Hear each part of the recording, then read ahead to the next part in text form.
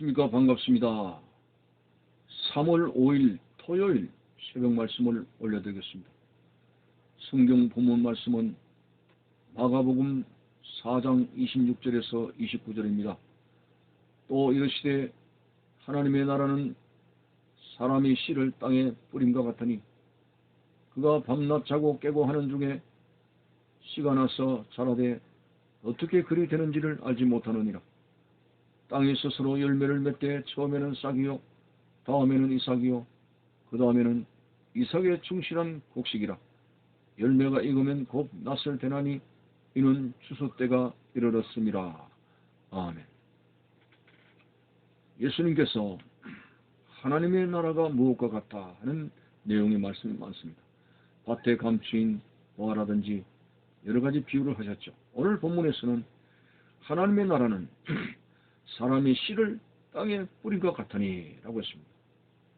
자, 이게 무슨 말씀입니까?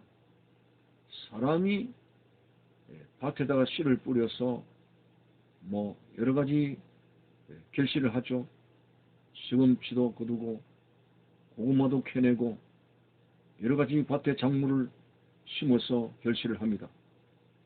자, 우리가 이렇게 농부들이 너무나 자연스럽게 자연의 혜택을 받으면서 그 씨가 뿌려져서 결실을 얻고 있습니다만은 그 조그마한 씨가 흙 속에 들어가서 물을 주고 거름을 주고 하는 그 과정을 거쳐가지고 어떻게 그것이 자라나는지, 자라나는 과정은 세상에 어떤 박사학위를 가졌고 그 식물학에 대해서 대단한 전문적인 지식을 가지고 알 수가 없습니다. 생명이 자라나게 하는 이 모든 것은 하나님의 신비이기 때문에 우리는 아무리 생각해도 이 자그마한 씨가 딱 봄, 여름, 가을 되면은 세철을 지나서 이렇게 정확하게 고구마, 감, 대추, 밤, 여러 가지 결실을 하는 것은 이제 우리는 원리는 모르고 그냥 씨를 뿌리고 때가 되면 결실을 하는 그거밖에 없지. 섬세하게 그 내가 뿌린 씨앗이 어떻게 나무가 되고 그 나무가 또 열매를 맺는 그 생명의 신비의 과정은 우리는 죽었다 깨도 그 사실을 모릅니다. 이것은 하나님이 만물을 창조하신 위대하신 하나님의 자연의 섭리이기 때문에 이해를 할 수가 없습니다. 자, 오늘 예수님께서 하신 말씀은 하나님의 나라가 이와 같다는 거죠. 하나님의 나라는 사람이 씨를 땅에 뿌린 것 같으니 그가 밤낮 자고 깨고 하는 중에 씨가 나서 자라되 어떻게 그리 되는지를 알지 못하느니라. 농부가 씨를 뿌려가지고 밤낮 이제 밤낮을 자고 깨고 하는 중에 씨가 나서 자라고 하는 과정들이 있는데 어떻게 그렇게 되는지를 모르고 그냥 결실하는 겁니다. 이 생명의 신비처럼 자연의 생명의 신비처럼 하나님의 나라, 다시 말해서 하나님의 나라의 구성원들이 누굽니까? 바로 크리스천들입니다. 율법을 통해서는 인간이 구원을 얻을 수 없는 시대에 왔잖아요. 자, 몇만 가지의 인간이 만들어놓은 전통까지 합치면은 많은 율법의 조항들. 그 율법은 계속 인간을 향해서 네가 그렇게 하지 못했으니까 죄가 된다. 정죄하는 그것밖에 안 됩니다. 예를 들어서 절벽 난간 쪽에 이리로 차가 들어오면 절벽에 떨어집니다. 그래서 그 팻말을 이제 주의를 하는 거죠. 근데 사람들이 주의를 하지 않다가 그 절벽에서 팻말을 잘 주의를 하지 않아서 떨어졌다고 생각하면 차도 부서지고 사람은 죽습니다. 율법이라고 하는 것은 그렇습니다. 하지 말라 해라.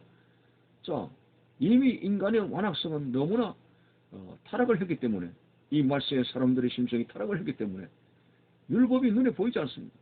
율법을 봉합니다.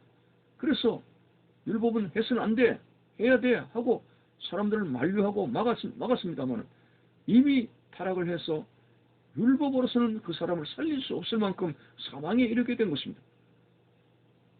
욕심이 잉태한 적 죄를 낳고 죄가 장성한 적 죽음이라면 이미 죽어있는 사람에게는 율법이 필요하지 않습니다. 죽어있는 사람에게 이거 하시오 저거 하시오 말이 통합니까? 율법의 시대가 끝났다고 하는 것은 율법의 어떤 권한이 이미 말세에는 사람이 너무나 타락을 했기 때문에 이 타락한 속성으로 인해서 죽은 상태 속에서 율법이 뭐 하라 하지 마라 할 수가 없습니다.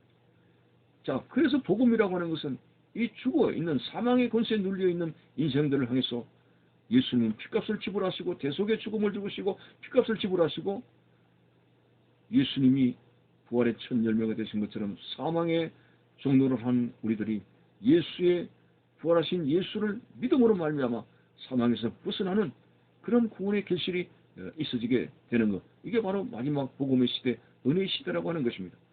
자, 이렇게 예수 그리스도의 십자가를 통해서 구속의 은혜를 받아서 하나님의 나라를 이루는 이 거듭남의 원리가 마치 자연 속에서 씨를 뿌려가지고 어떻게 결실을 맺는가 그 과정을 모르는 것처럼 우리가 예수님을 믿어서 구원받게 되는 이 생명의 영원한 영생을 얻을 수 있는 생명에 자라나는 그 신비는 우리는 알 수가 없습니다. 니고데모가 밤중에 이런저런 이야기 하시면서 하나님 나라 들어가려면 거듭나야 된다고 예수님께서 가르치셨죠. 그래서 이 거듭남의 비밀을 몰랐습니다. 사람이 어떻게 육신적으로 다시 어머니 뱃속에 들어가야 됩니까? 어떻게 거듭납니까? 그걸 모르죠. 그때 예수님께서는 그 거듭남에 대해서 거듭남의 신비에 대해서 바람으로 설명했습니다.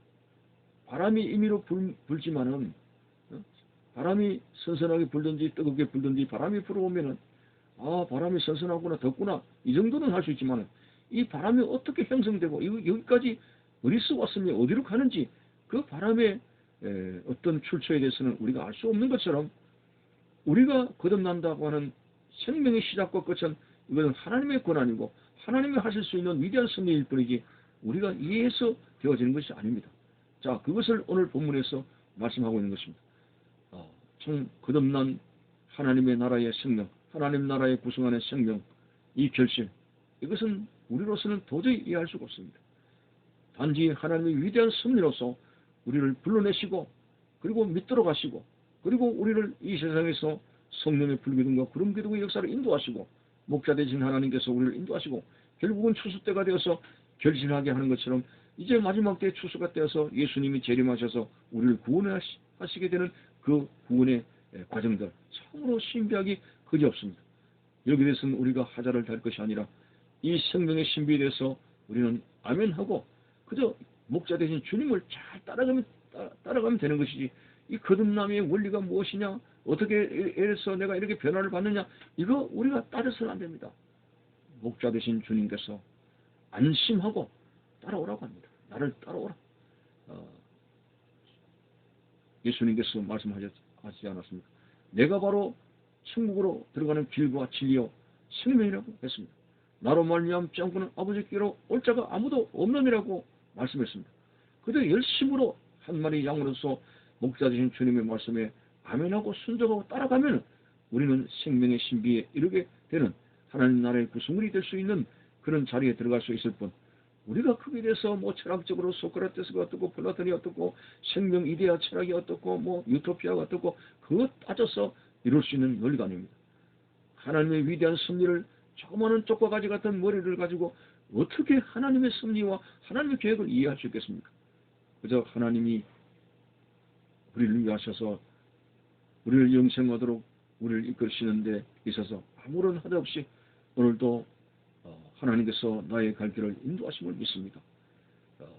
갈대아처럼 아브라함처럼 갈대아 우르를 떠나라 하면 떠나고 그리고 가나안 땅으로 가라 하면 그저 순종하여 가게 될 때에 하나님께서 이루시는 것처럼 우리가 뭘 생명의 신비를 이루는 것이 아닙니다. 오직 우리에게는 순종하는 그 자체가 바로 믿음이고 이 믿음으로 말미암아 하나님은 우리를 의롭다고 하셨습니다. 특별히 마지막 때에 독생하신 예수 그리스도 마지막 카드를 이제 주님께서 하나님께서 내셨는데 이제 바로 마지막 카드가 바로 예수 그리스도의 대속의 죽음이고 예수님을 믿음으로 말미암아 마치 청동 높뱀을 쳐다본 자는 해독이 되어서 구원을 받게 되는 것처럼 십자가에 높이 달리신 예수 그리스도를 믿을 때 구원받는다는 이 생명의 신비에 너무나 놀랍기만 합니다. 오로지 이 생명의 신비에 들어가는 우리들은 이해하려고 하는 것이 아니라 믿으려고 하는 그런 자가 되어서 순종해서 하나님 나라에 들어가는 그런 복된 여러분들 되시기를 바라는 것입니다. 감사합니다.